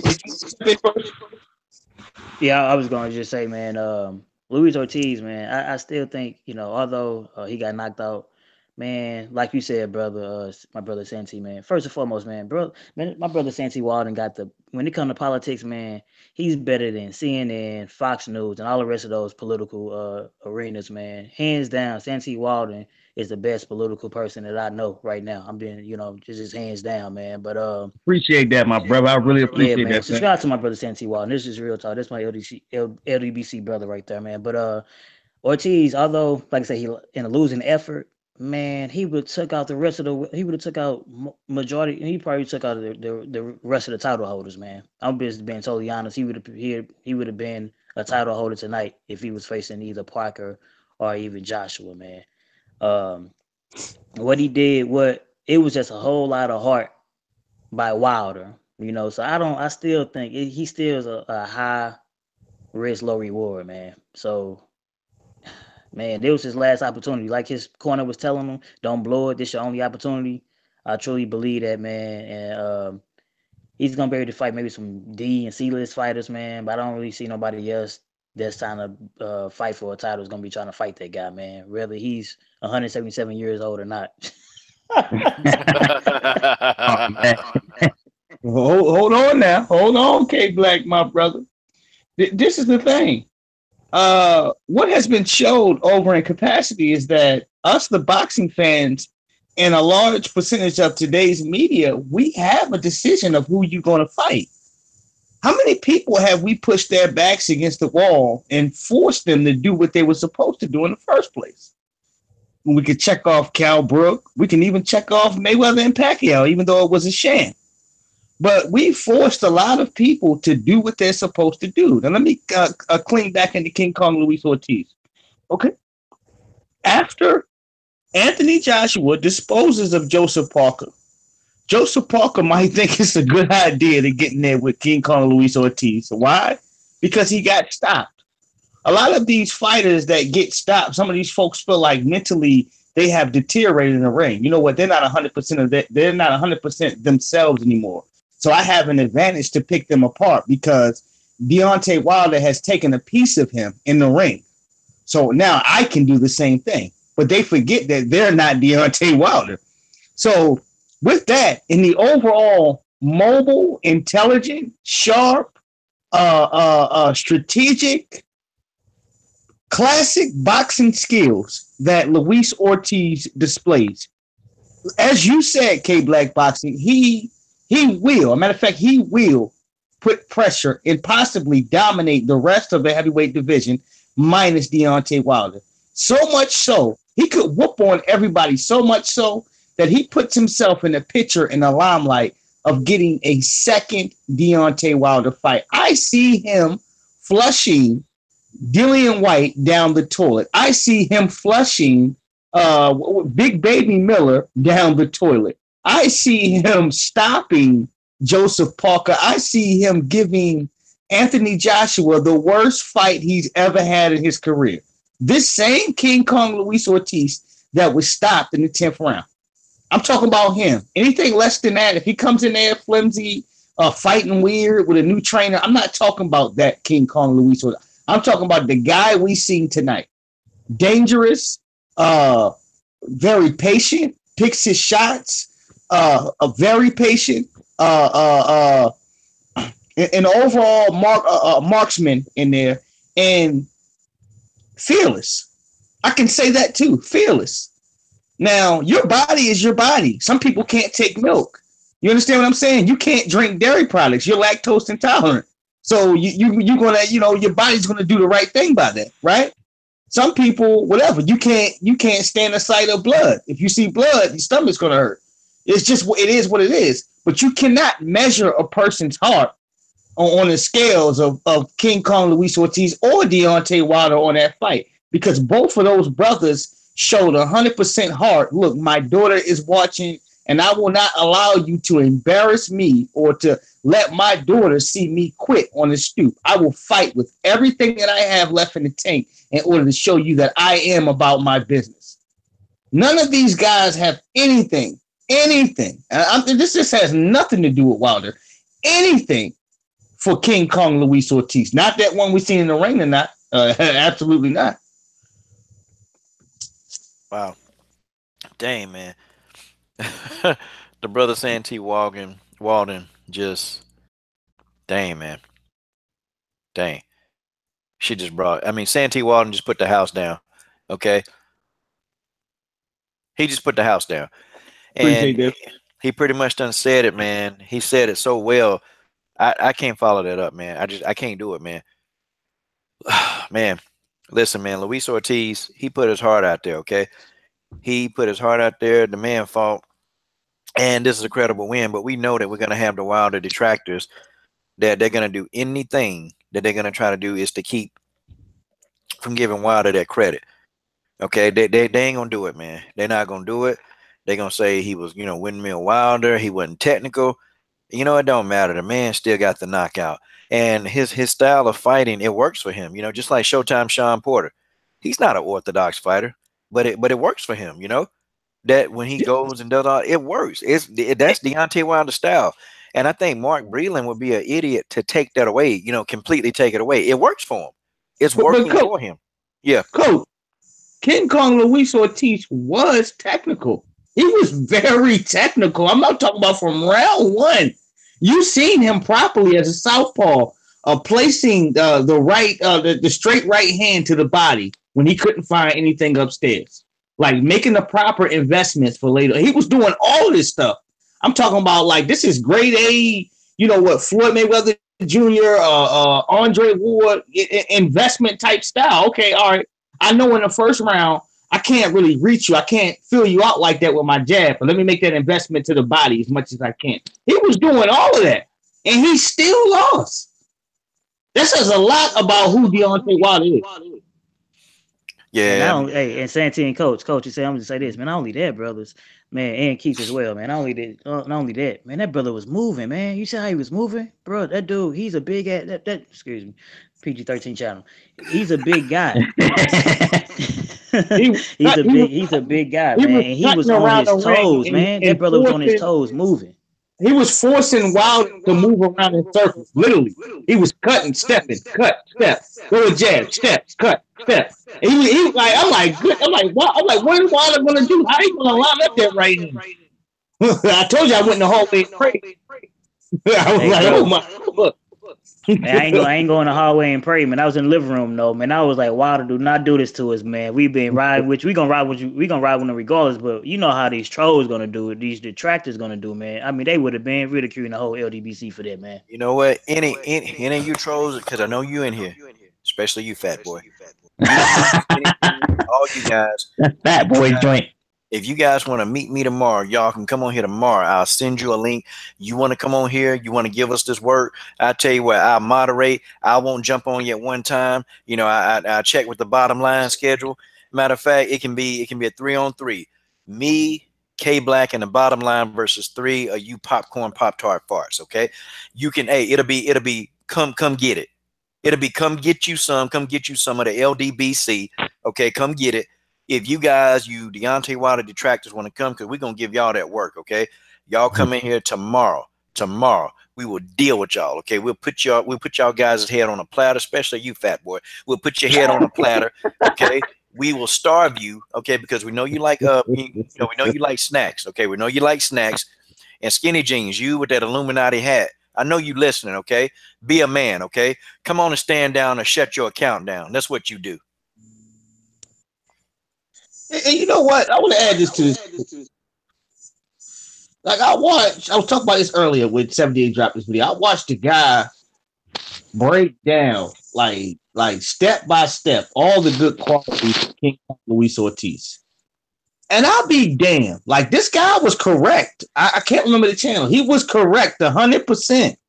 Like the different moves that as far as the feints and the counter punches that he would use is exactly what King Kong Luis Ortiz implemented in this fight. And he still got knocked out. That's what I'm coming to. Like, oh, hey, look, you did everything. You had him wobble. Like you caught him with good, solid left hands while he was off on his feet. He was out of it. You couldn't finish him off, and he still knocked you out. That says a lot about this man. A lot. And that's a lot more that I thought that he had in the tank. Granted, I knew Wilder had a chin before this fight. We've seen him stumbling way before this fight. For him to get caught several times, be out on his feet, being beat down on the cards. He was down 3 rounds when he put King Kong Luis Ortiz to sleep. He was down at least 2 to 3 rounds. Like that imposes, that says a lot to the division as far as fear and overall understanding of what it is. There's a difference when I stand in front of you and I fought what you may categorize as bums or lackluster opponents compared to me taking the biggest boogeyman with all the skill that he has and then taking a large silver metal trash can and dumping all the garbage on top of his head. No, knocking him out first and then dumping the garbage on top of him. That's what it was like. Because it's like, all right, I show you this right hand one time. You can't get your equilibrium back in shape. I done hit you in your temple hard enough to get you off of your game. You know, and within that process, while you trying to get yourself together, I slaughter you even more. The ref stops the fight. I didn't beat you to a point where you're stuttering or you're on some type of Mildred Taylor a situation. I have no pride in that as far as what he went through. I wish Richard Steele didn't do what he did because I feel like he won that fight. But he didn't come in there stuttering with Parkinson's and shaking and stuff like that after the fight. You know, one of the reasons why I respect King Kong Luis Ortiz, you know, adding everything else I'm saying is he was humble. Even at his press conference, he was humble. You know what? Wilder was the better man. We are 2 fathers. We came in here as 2 fathers. You know, I will always have respect for King Kong Luis Ortiz. But Wilder opened up the floodgates with him. He said his whole thing was to take this man's head off his shoulders. And he was successful. Okay? There's not a lot of fighters, man. We've seen guys that can rumble, that can really throw them dogs, man, and are sweet masters of the sweet science, get hurt and turn into a complete another fighter. Wilder picked himself up and won. That's a lot, man. It says a lot, man. The only 2 people I've seen do that in the last 2 years is Deontay Wilder and Andre Ward. That's it. Hey, Santee and Coach. Let me ask you guys this, and keep this well, man. Hey, is it fair to say that this wasn't the best Deontay Wilder, and this possibly could have been the best Luis Ortiz, and Deontay Wilder still persevered through it, regardless of whether he was sick or whether he was tired, whether he was battered and bruised? What do you guys think? That's incorrect. This was the best Deontay Wilder. We've seen him. Because can't no man, I'll put it like this. I can't say I would be able to withstand something like that and to come back and to be able to get it on and put somebody to sleep. You have to wipe fear completely out of your body, out of your mind completely to do what he did. You have to have the heart of a warrior, a lion, to do what he did. There's a lot that comes into the fold with this fight. It's more than meets the eye. You're talking about pride, okay? I mean pride. Look, you to a point where you telling a person, look, I'm not going to say sorry to you, even though I know I was wrong. Pride. This is to a point of, look, I will not allow you to take everything that I busted my hind parts to build in order for you to get my WBC title to become the first Cuban heavyweight champion. It's not happening. I respect you as a father. I'm a father too, but you're not going to take this from me. And I am willing to die on my feet in order to get this victory. No, sir. This was, in my eyes, Deontay Wilder's toughest fight of his career. And it took every bone in his body to win this fight. Yeah, definitely, man. Yeah, what I'll say is, what K-Back was asking, was it the best Wilder and Ortiz? And I had to say, yeah, because anytime when it's two high level skill fighters, they're gonna bring the best out of each other, regardless, because fighting the game is a mind thing, it's a strategy thing. Getting in shape comes after that, but you gotta have the right mind, and you gotta be in ten top conditioning your mind. And when Wilder, like you said, Wilder had to get himself together because he was getting countered a little bit, and once he adjusted and figured out how to land that right hand more on Ortiz, that brought the best out of him. And Ortiz part, he definitely had to it definitely was the best for him because man, he ain't never fight nobody like Wilder either. Wow. Okay. Hold on. Let me ask my girl Mia. Let me ask my buddy Mia and ask you a quick question here, and then we'll get right back on topic. Okay, so Mia, how do you think the fight with Chris Cyborg and Amanda Nunez go down? I'm gonna switch from both boxing and MMA. So see, I got it figured out. So how do you think the fight goes? Between Amanda and Chris. Well, Amanda can't pull what she did on Valentina because while Amanda was the longest fighter for Valentina, I think the reach is about the same. I'm not sure. I haven't checked it. But either way, we've seen that she's mostly likes to go in there and raw. Well, not like wild and crazy, but she's actually very technical, and she doesn't actually always go for the kill in the first round. But either way, I don't really know how Amanda's chin is, and we all know that she gasses pretty badly. Either way, I just see Amanda getting TKO'd somewhere. I'm not sure. Maybe if not TKO'd, she still loses. Okay, so what round? Okay, let me ask you this then. What round do you think the fight would, if the fight, okay, do you think the fight would go the distance? With the way Amanda's output and her gas tank is, no, she would probably, with Chris's output, she'd probably just gas by then and fall over.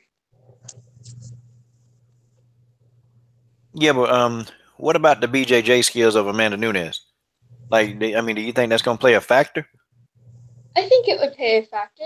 I know Chris Cyborg also has legit game.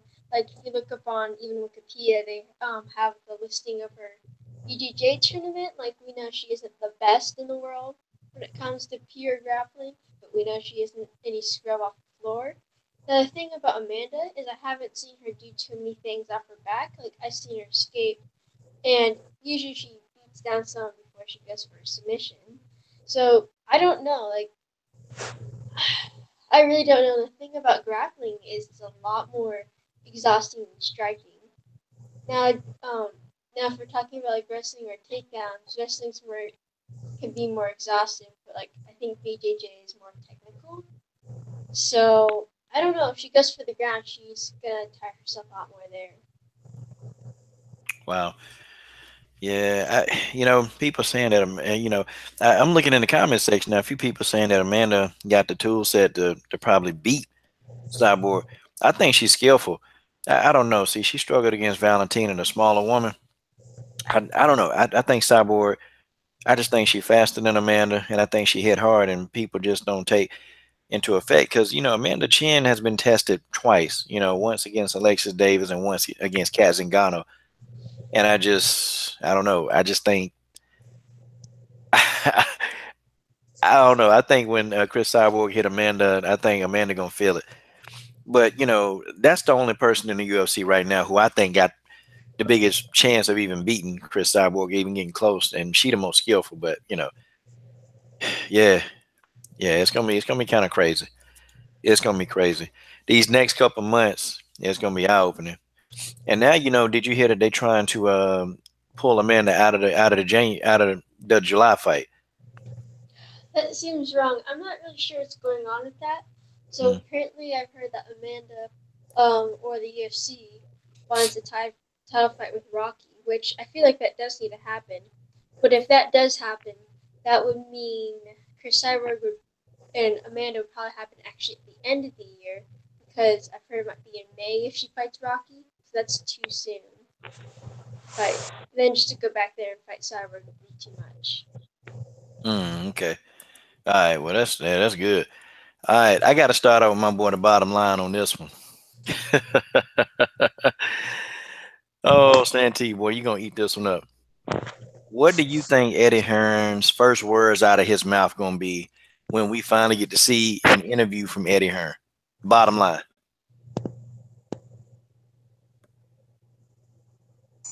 I believe that Eddie Hearn will immediately start making excuses and pointing to the age of King Kong Luis Ortiz and pointing to some of the facts of not even the facts, pointing to some of his personal opinion of how Wilder doesn't deserve and making excuses and lies about the money.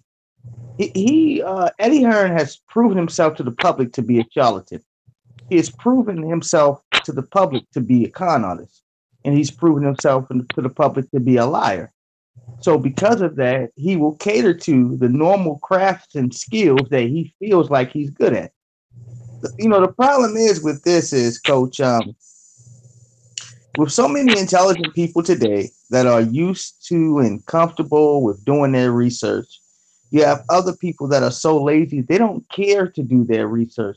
They just want to hear some folks say and talk the talking points that make them feel comfortable.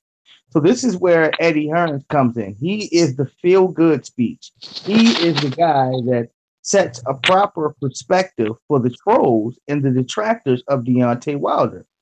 And when he comes in here, he'll have a nice fluffy story of how Wilder doesn't deserve any credit and why he doesn't deserve credit and why he should be starved out.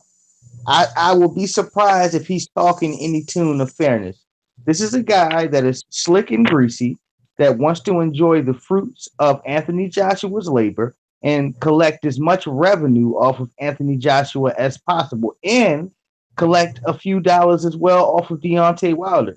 And since things have not moved to his tune, he does not have a great relationship with Lou DiBella, Deontay Wilder's promoter, uh, nothing but salt will come out of his mouth directed towards Deontay Wilder and the Luis Ortiz fight.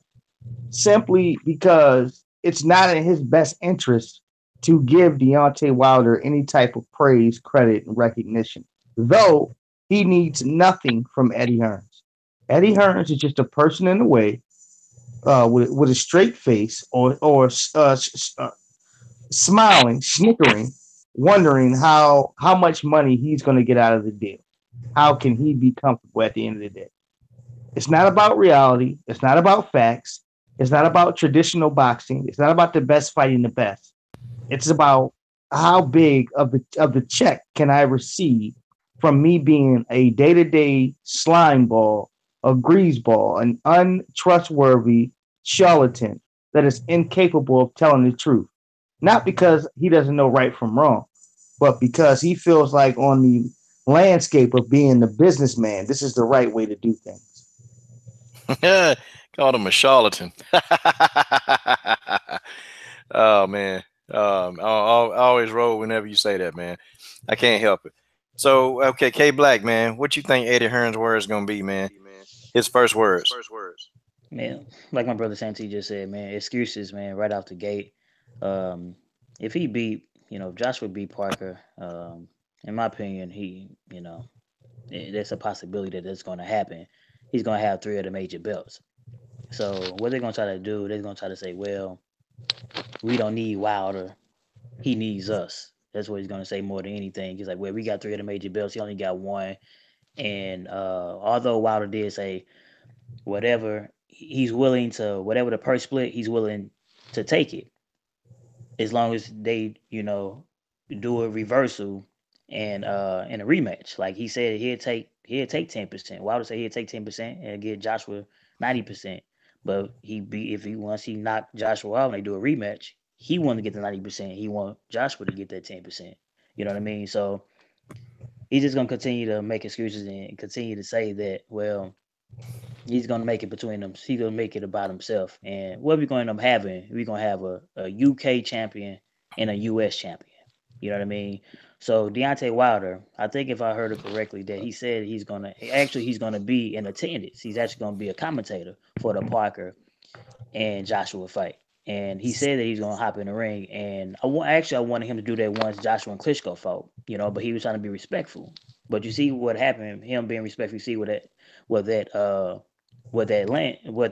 got him. Really, you know what I mean? Even though he just beat Ortiz, but he wanted the title holders. Not saying Ortiz wasn't due for a fight, because it was, like I said, tonight we just seen it was a phenomenal fight. But he definitely wanted the title holders in Parker and Joshua. So after he get done commentating, man, what he really need to do, he need to go right into Joshua's face. Forget what Eddie Hearn say. Forget what the UK fans say. Forget all of that, man. He need to go into Joshua's face and be like, "Hey, man, when are you going to fight me? If you're not going to fight me, give me all 3 of those belts right now, okay? And let me take those off your hands and let me bring them to the US and let me defend them like a real champion."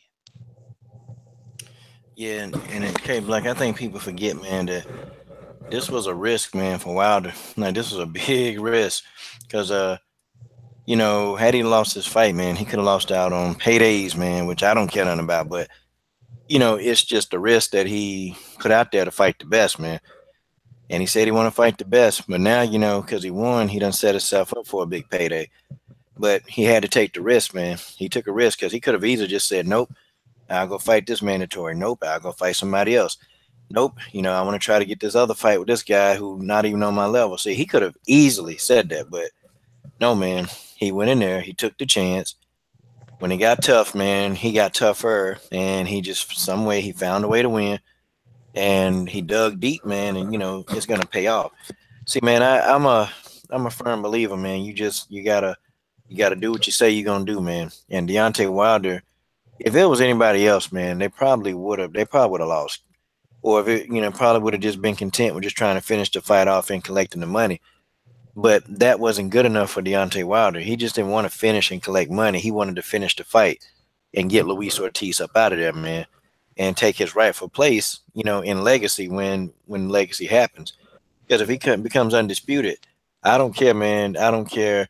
There's nothing that no detractor, no racist, none of these guys, they can't say anything about what Deontay Wilder. They can't say nothing, man.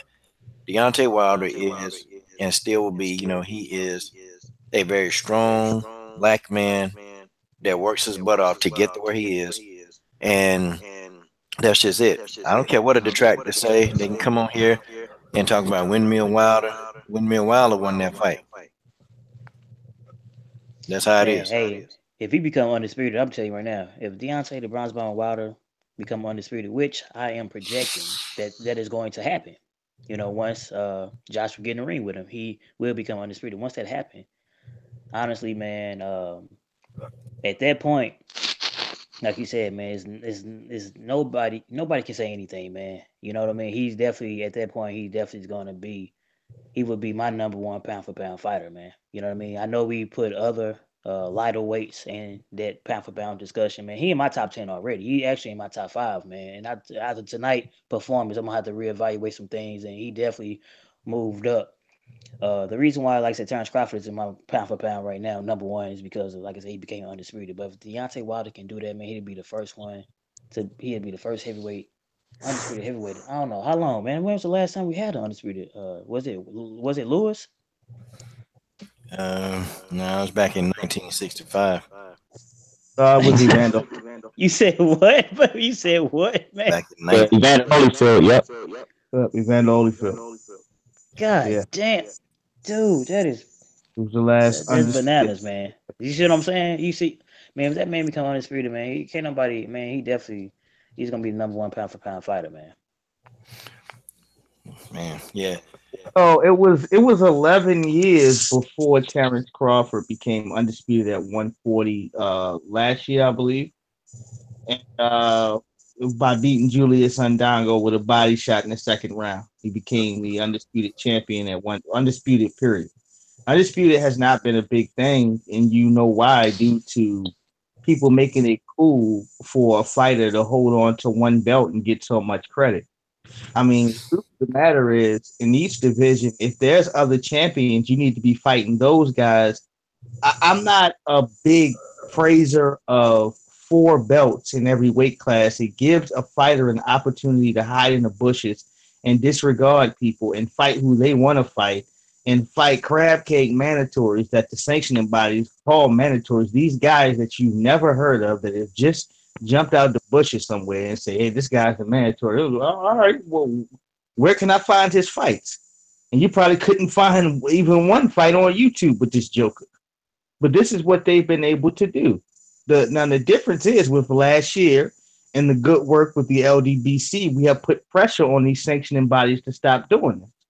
Now, when it comes to certain fighters, and there's a long list of fighters that are just to me are disgusting because they have truly showed the fans, look, I know you don't want cream of crab soup, but you're gonna eat cream of crab soup. I know you asked for the pork ribs over here, the barbecue pork ribs, the honey barbecue pork ribs, but you're gonna eat cream of crab soup today. And it's like, look, I don't care if you fight this bum over here. Stop hyping this guy up, telling me how fast he is. Can you actually fight somebody that's worth something so we can get a competitive matchup up here and possibly unify some titles? This is where the anger comes from the hardcore boxing fan. We don't want to be played with anymore. We don't. The average person is not stupid anymore. When you know for a fact that, okay, the two best teams, even though I don't watch the football at all, I don't watch the NFL. The two best teams in the NFL that win, that go through the obstacles, are going to play each other for the Super Bowl. The two best teams in basketball that go through game sevens in the playoffs will face each other in the NBA Finals. You want to see who's the best fighter in each division in boxing without begging, without making a bunch of YouTube videos, without frowning your face, or without telling a promoter that he's a charlatan and without going through all of that. Because that takes a lot of energy. It takes a lot of energy to be mad. You know that, family. To be like eat off, it takes a lot of energy and emotion up out of you. You would rather be served.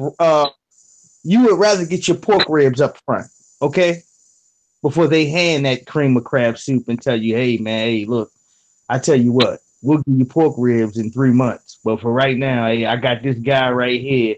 He looked like he can fight. he looked like he good. He might give you 3 rounds where he looked like he's tough, but after 3 rounds, he gonna go to bed." I don't want that guy in there with no elite fighters that have titles. Titles don't hold the same type of clarity, no matter where it's at, because of the fact of these charlatan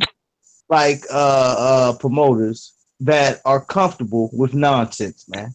They are comfortable getting a little $2 million or $5 million fight, maybe to the fighter, and they're getting a whole lot more out of it due to promotion and commercials and things like. They're comfortable with that. Let me milk this guy out so I can get paid. And the casuals allow it. Go ahead, Santi. Go, my bad.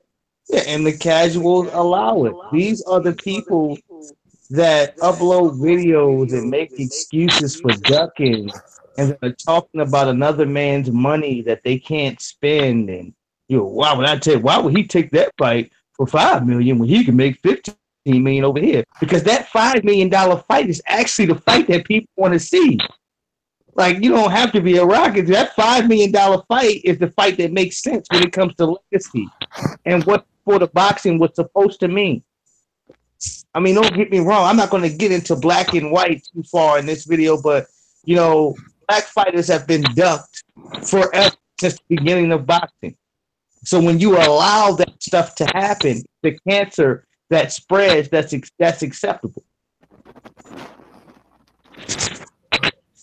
Wow. Yeah, I was just gonna piggyback off what you said about like you said in the NBA, man. Two best teams at the end of the day, they go against each other, man. It'd be just like the equivalent of saying, like LeBron James saying, like, well, I don't want my team, the Cavaliers, to play against Steph Curry and Durant versus the Warriors. I'd rather go against Russell Westbrook and Oklahoma City Thunder. You know what I mean? And he'd get ridiculed for something like that. But boxing is the only sport where guys basically can pick and choose, man. And like you say with the belts, it definitely has been watered down. Lipin has got a belt. You know what I mean? And he's facing. Basically, he's about to give a title to 140-pound title to Mikey Garcia, man. Because if it wasn't like you said for us in the LDBC, we wouldn't have got an undisputed fight between Crawford and Dongo because Lipin was trying to burst right in and try to bust that up right then and there. But I'm glad that our voice was heard. I'm glad we was able to get an undisputed champion, man. Because other than that, we wouldn't have seen it, man. So like I said, right now, Lipin is eventually about to fight Mikey Garcia, and Mikey Garcia is about to get that title, man. In my opinion.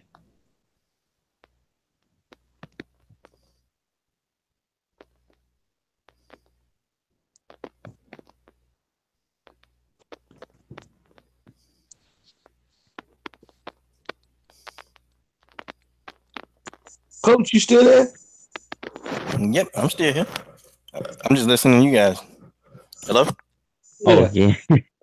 Yeah, I was just listening, man. You guys still there? Yeah, we still here. Yeah, I'm sure. Yeah. Okay. Well, yeah, he makes a valid point as far as things. I mean, I can go on and on again. I've done so many videos on this topic. Boxing has to have its integrity. Nobody wants to stand around and just get something just to get it because they're bored. Okay, there's plenty of other weird programs, made up programs, and all these TV shows festering where you don't have to watch a garbage fight or a one-sided fight. You know, now if there were casuals tonight that tuned in, period, for the heavyweight fight between Luis Ortiz and Deontay Wilder, we have gained new fans for the sport of boxing, which is great for the LDBC. You know, but if there's some cats that have tuned into Lipinets versus the garbage man down the street, we have truly chased some boxing fans away. We've chased, they wouldn't, they probably ain't gonna watch boxing for another 5 years or so. Unless they have somebody around them like, hey, come on, watch this fight with me. And even then, they ain't gonna be looking at the screen like that, man. Look at all this holding, man. Look at this, man. Who is this guy right here? This is why I don't even watch boxing. That's the mentality. Now, Floyd Mayweather Jr. can get away with that. Well, now we're talking about a 40-year-old man. You understand what I'm saying? So we can't keep pointing to Floyd about a boxing fight, a true whatever boxing fight, 12 rounds where you just outbox the guy. I mean, I'm pretty sure there's guys around like that in the sports, but I don't want to watch them. They haven't done anything credible for me to watch them pity pat and sashay around the ring and to hit and not get hit and stick your tongue out. And I don't care. You're gonna have to knock somebody's boots in the dirt in order for me to look at you and to be able to be set and ready for your fights. I don't care about these Joe Blows trying to follow the money Mayweather aspect of the sport of boxing without putting in the Pretty Boy Floyd work, if you understand me. Pretty Boy Floyd was a monster. Pretty Boy Floyd beat you into oblivion. He made sure that you understood that every punch that he threw meant business, and he will knock you down 6 times if you was undefeated. Rest in peace, Diego Corrales. He will knock you down 6 times if you was undefeated in the best. That was the heart of a champion. But when money came into place after he destroyed all the greats in his division, yes, he was safety first because he wanted to protect his investment. But what is not really heard and people don't understand is you have to clean up and do the big work first before you can come over here and think that you're actually worth something. This is why Keith Thurman is in the dilemma that he's in today.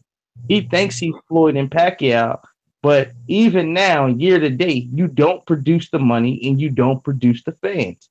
People don't know you like that. I'll bet you any amount of money that people know Errol Spence Jr. more than they know Keith Thurman.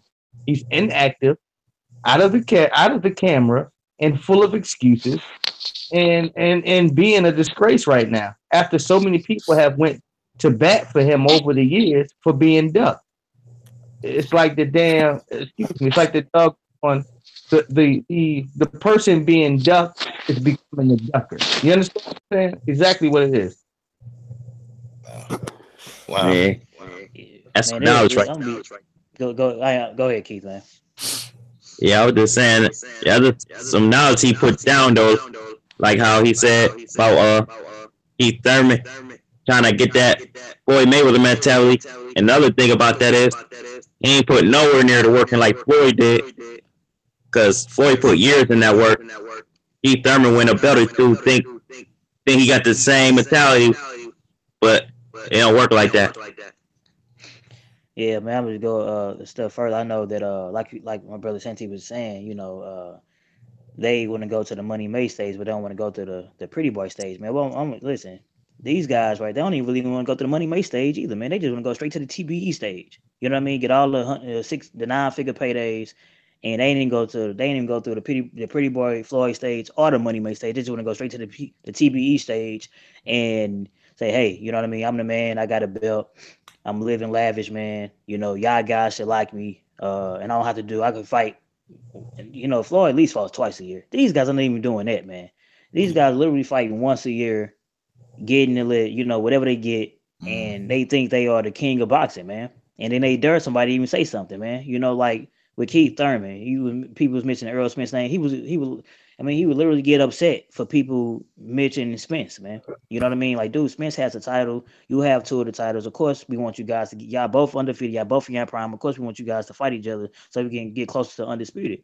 You know what I mean? You got 2 of the titles, man. And I understand you nursing the injury and all of that, but after May, man, after you get that, really honestly, after Keith do that, after he was doing his little get back fight or whatever the case may be, the tune-up fight. Honestly, he should be going after Spence right then and there, man. You know what I mean? And even if not, Spence fighting again in June, they could definitely fight at the end of the year, man, for 3 of the major titles, man. I don't see ain't no excuses, man. True that. You true that, man. And also, Spence wants to see what he's made of, family. I want to be very clear on this because a lot of times when you're looking at these situations and people are calling folks out, it's like, all right, he's calling him out because he know he can beat him. He's calling him out because he'll whoop him. He know that's not always true, family. Look at the fight tonight. That fight could have quickly went another way if Luis Ortiz could have doubled up with some of them combinations and got the ref's attention that Deontay Wilder was out of it and he couldn't continue. The ref would have jumped in front of him and held him, and we all would have been peed off. It comes to a standard of this. Look, man, I know I'm good, but I don't know how great I am. I want to fight you. I've gotten a title, and I'm speaking for Errol Spence Jr. I have captured a belt because every fighter that I wanted to fight coming up the ladder avoided me. They wouldn't even talk about me. They laughed me off. So I've captured a title in this division in order to make you check for me. Danny Garcia in the bushes. No, he poked his head out to see if he can sneak a fight with Jeff Horn. Didn't work. Sean Porter. Oh, we already went down the IBF side of things. We're going down the WBC side of things. I don't know what that means. Yeah. A belt is a belt. That's collateral, right? Yep. That's like me coming to the table saying, look, man, hey, you know what? I don't have a title, but I got $10 million right here. What's up? That's a conversation that could be had with a champion.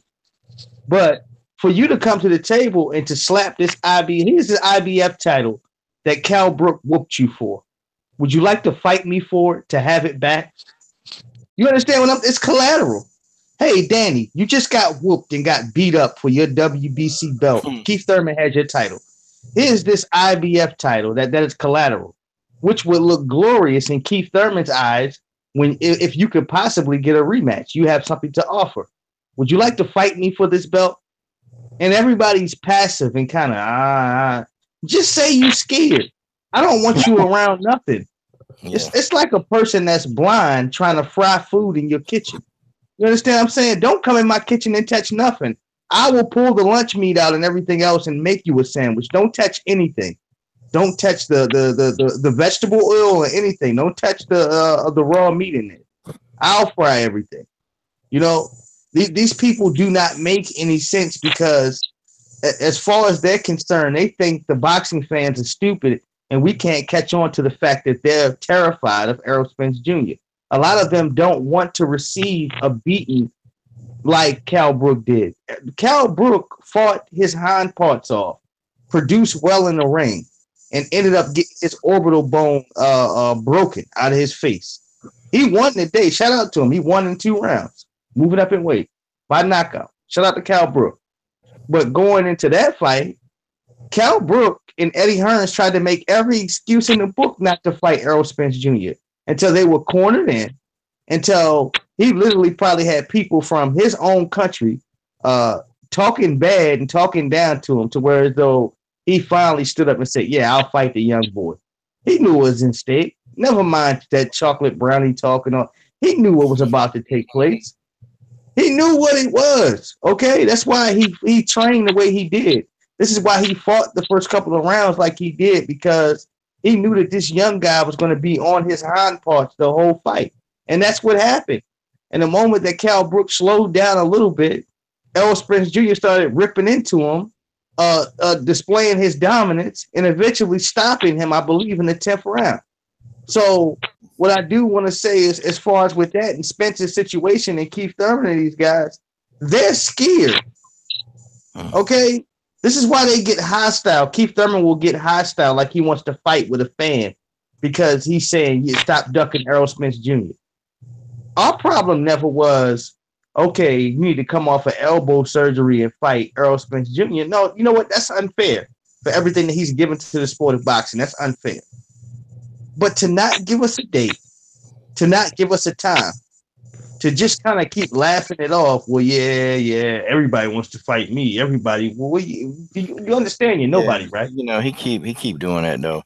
Right. Keep doing that and doing that and doing that, and you know, I think I think the fans are gonna get tired of it, man. I think they're already tired. They're already tired, man. When he's getting and it's bad attacked on his social media on a daily. He's getting attacked. People are at his throat every day about his comments. He needs a good PR team, and he also needs some honest words as far as a contract to be signed. Same way Andre Ward and Sergey Kovalev did, to say that you will get this fight on XYZ date. That's what he needs to do, because right now, Keith Thurman has lost a lot of good, loyal, diehard supporters because of his own words. Not what somebody told him to say. Maybe somebody did tell him to say it. But off of his own words in the public, is forcing hardcore Keith Thurman fans to walk away from him because they don't want to be in the lines of that embarrassment, man. I don't think nobody does. You know? Yeah, I mean, you're definitely right. Well, fellas, it's about 3:30, man. And what I'm gonna do is I'm gonna end it off here. Well, it's been a good discussion, man. Listen to you guys, man. It's been good. But I'm gonna end it off. I'm partner Mia over there, and I know I see him in the comment section talking. All right, so real quick, Jessica Andrade. Who do you think wins between Rose Namajunas and Jessica Andrade, Mia? And then I'm gonna kind of end it off and send everybody off. Honestly, I'm not sure with this one because we've seen that Jessica, if she gets you on the ground, she can maul you. Rose would need to pull a JJ. If she'll be able to do that, I don't know. Like I said, I've never seen her fight off the back foot or do well in the infighting. So I think she would be prepared for it though. So I have to go with Rose, although I'm a little hesitant for that. Okay. All right. Well, shoot. I mean that. Yeah. I mean, hey, that's a pretty good assessment, y'all.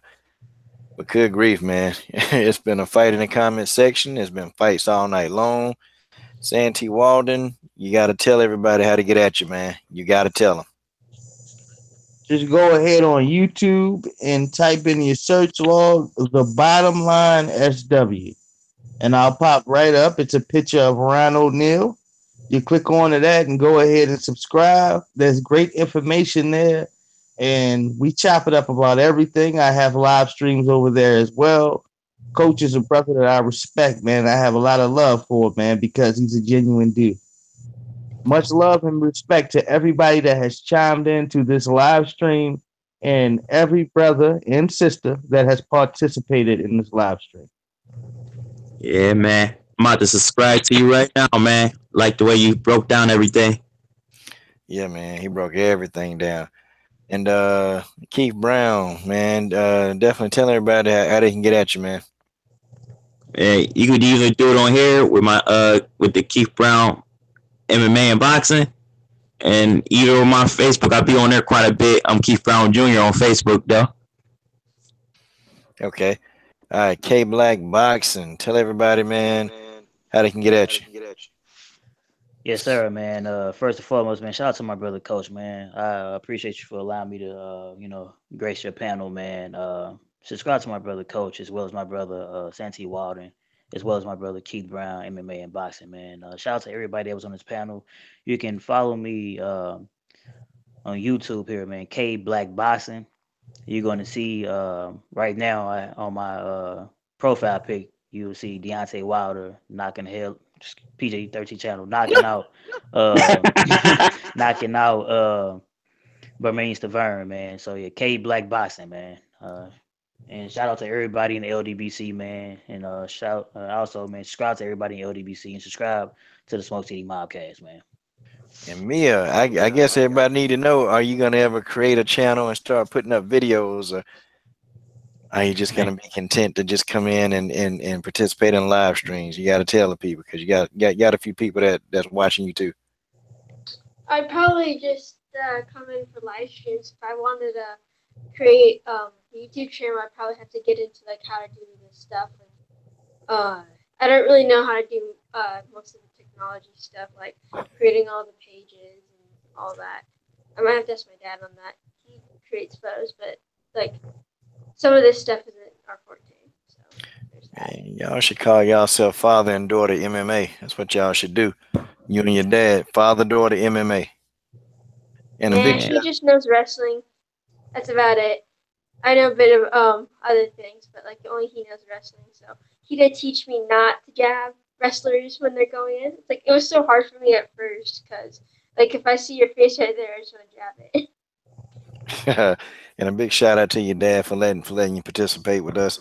So that's cool. Hey guys, well on behalf of the bottom line, the bottom line, Santee Walden, Mia Schreiner, Keith Brown Boxing MMA, K Black Boxing guys. The LDBC was up in here. We did it. We all over, guys. The LDBC is everywhere. We taking over. We are the best media outlet on YouTube and anywhere today. Thank you guys. God bless. Y'all go to bed. All right. Good night, everyone. All right. Good night, everybody, man. Y'all have a good one, brothers. Peace.